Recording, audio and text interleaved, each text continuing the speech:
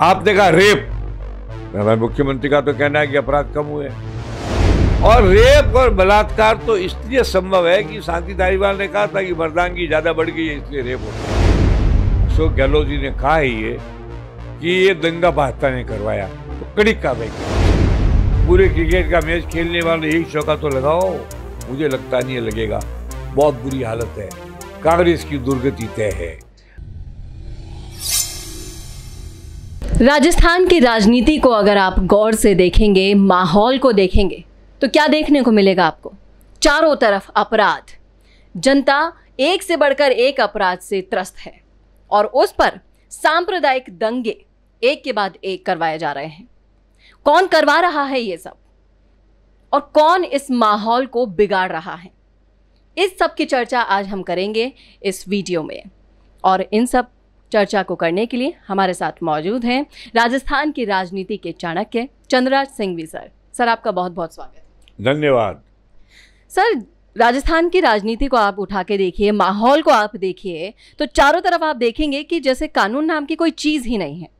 पहले करौली में हिंसा, फिर अलवर में हिंसा, दिन दहाड़े रेप हुए जा रहे हैं चारों तरफ। ऐसा लग रहा है कि पुलिस और कानून नाम की चीज़ बिल्कुल मिट चुकी है यहाँ से। और अब जोधपुर में जो गृह जिला है हमारे मुख्यमंत्री जी का, रातों रात ईद के मौके पर वहां दंगे हो गए।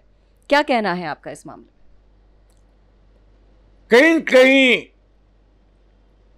भारतीय जनता पार्टी के राष्ट्रभक्ति और देशभक्ति के नारे से परेशान लोग प्रतिक्रिया करने लगे। देश का झंडा, देश की अस्मिता और राष्ट्रवाद, इनको कहीं कहीं घायल किया जा रहा है। मैं आरोप नहीं लगाता किसी पर, करते होंगे, होना जाना कुछ नहीं है। आपने कहा रेप, मुख्यमंत्री का तो कहना है कि अपराध कम हुए। आज दिन तक कितने स्टेटमेंट ऐसे आ गए। और रेप और बलात्कार तो इसलिए संभव है कि शांति धारीवाल ने कहा था कि मर्दांगी ज्यादा बढ़ गई है इसलिए रेप होते हैं। जहां मंत्रियों के पास ऐसे मूर्खतापूर्ण तर्क हो, वहां रेप को बुरा क्यों माना जाएगा? अफसोस की बात है कि लोग इस प्रकार की दृष्टतापूर्ण वक्तव्य देकर बाद में विधानसभा में क्षमा मांगते हैं। अशोक गहलोत ने तो ऐसी दृष्टतापूर्ण बात नहीं कही, मगर उनको कहने की जरूरत नहीं, उनके भी नुमाइंदे हैं, उनके लोग हैं, बोल देते हैं। मैं एक बात जानता हूं कि जो जोधपुर में दंगा हुआ, इसके पीछे रामनवमी और ईद का संघर्ष था। पर वहां भी मैंने ऐसा सुना है, पक्का नहीं है, कि झंडा बदला गया।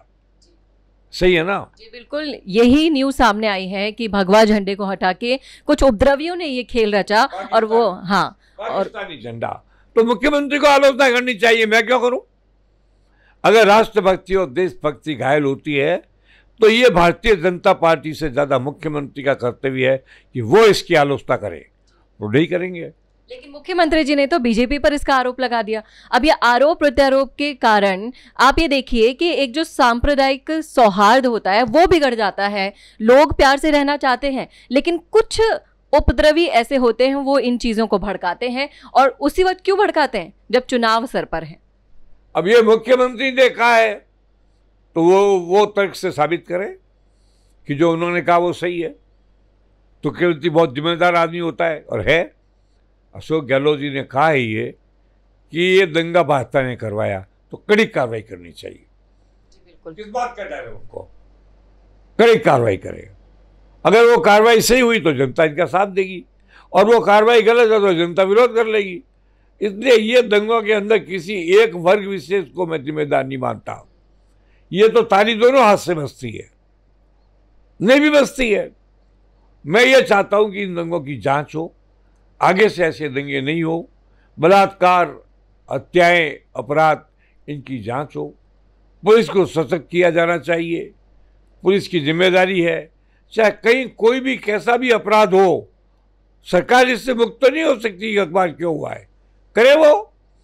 इस बारे में मेरा दृढ़ मानना है कि दंगे होने ही नहीं चाहिए। और मैं इस बात में मेरी दृढ़ मान्यता है कि ज़्यादा जिम्मेदारी एक की हो सकती है और कुछ तो दूसरे की भी होती है। ये दंगों को रोकना चाहिए। मुख्यमंत्री का कर्तव्य स्वयं जोधपुर जाएं, बैठ के जनता से बात करें, दोनों पक्ष के लोगों को बुलाएं, उनसे संबंध सुधारें, आपस के अंदर सौहार्द का वातावरण लाएं और देश के अंदर इस प्रकार के दंगे राजस्थान में न हो, इसके लिए प्रयास करें। जी सर, हम लोकतंत्र में रहते हैं। लोकतंत्र में हर सब व्यक्ति को अधिकार है अपने अधिकारों को यूज़ करने का, और ऐसा ही हुआ है। लेकिन अगर हम पिछले दंगों को उठाकर देखेंगे तो कहीं ना कहीं जो हिंदू और मुस्लिम का जो टॉपिक उठाया जा रहा है, अभी मोदी सरकार के आने के बाद कहीं ना कहीं इन सब चीज़ों में लेवल आ गया था। लेकिन अब फिर से जब राजस्थान की राजनीति में चुनाव आने वाले हैं और इतने सारे जो राज्यों से कांग्रेस सिमट गई है लेकिन राजस्थान में वो बने रहना चाहती है, उसके लिए कहीं ना कहीं आपको ये नहीं लग रहा कि ये कोई कूटनीति है? देखो, अभी 2 प्रांतों में कांग्रेस है, राजस्थान में तो आनी नहीं है, फिर बेचारा एक छत्तीसगढ़ रह जाएगा, वहाँ भी वो आनी नहीं है।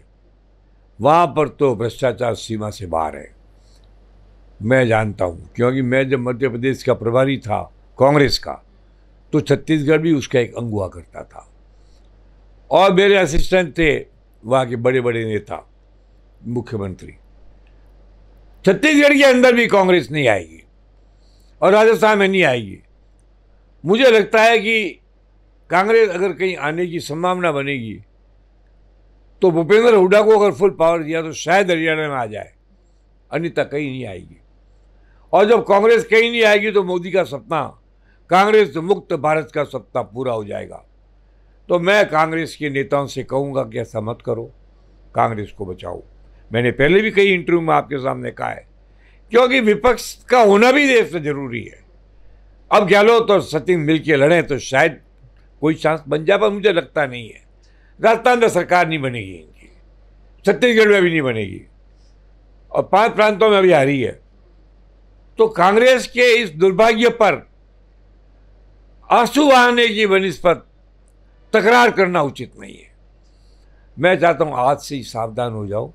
अरे भाई कांग्रेस वालों, एक प्रांत तो लेके आओ, नाम निशान तो रहे तुम्हारा, कहीं तो रहे। पूरे क्रिकेट का मैच खेलने वाले एक चौका तो लगाओ। मुझे लगता नहीं है लगेगा, बहुत बुरी हालत है।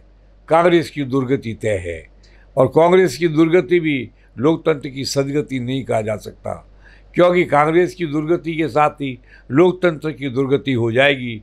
जब विपक्ष रहेगा ही नहीं, विपक्ष को बोलने के लिए कुछ नहीं बचेगा, तो क्या आप समझते हो लोकतंत्र सुधरेगा? लोकतंत्र अपमानित होगा।